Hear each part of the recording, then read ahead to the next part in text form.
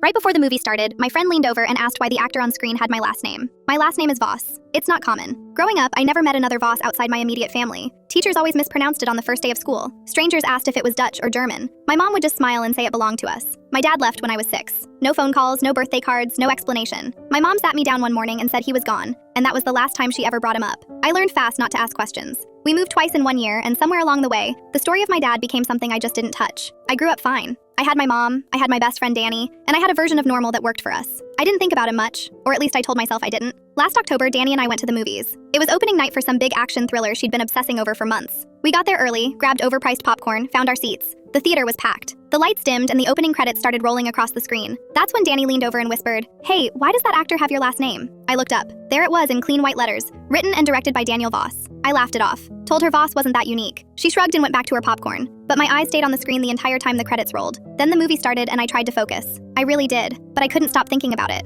I pulled out my phone and searched the name in the dark. The first result was an IMDb page. Daniel Voss, director. Born 1971, and then a photo loaded. My hands went cold. It was my dad's face. Older, but unmistakably him. Same jaw, same eyes, same specific way his mouth sat when he wasn't smiling. I had one photo of him at home, a creased thing my grandma had slipped me years ago without telling my mom. I had memorized that photo. I knew that face. I sat in that dark theater for 2 hours watching a movie my father had made. His name appeared again at the end. Executive producer credits, special thanks, all of it. His name everywhere. Daniel Voss.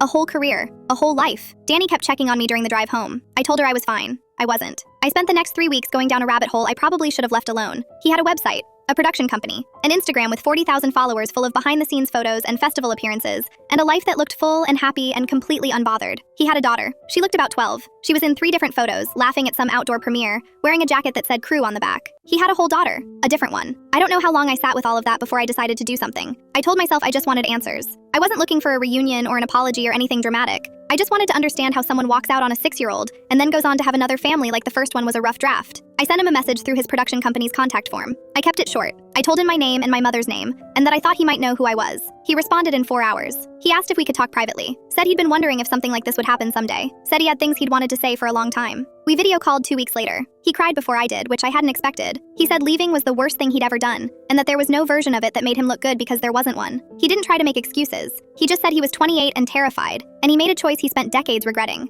I asked about the other daughter. He said her name was Mara, that her mom was his second wife, that Mara knew about me because he told her the truth when she was old enough to understand it. A 12-year-old girl already knew I existed, had known longer than I did. I haven't figured out what any of this means yet. We've talked 3 more times. My mom knows. She was quiet for a long time after I told her, then said, "Do whatever you need to do. I love you either way." I still haven't seen his movie. I walked out of that theater having watched the whole thing and absorbed none of it. But Danny texted me this morning asking if I wanted to go back and actually watch it this time. I think I might.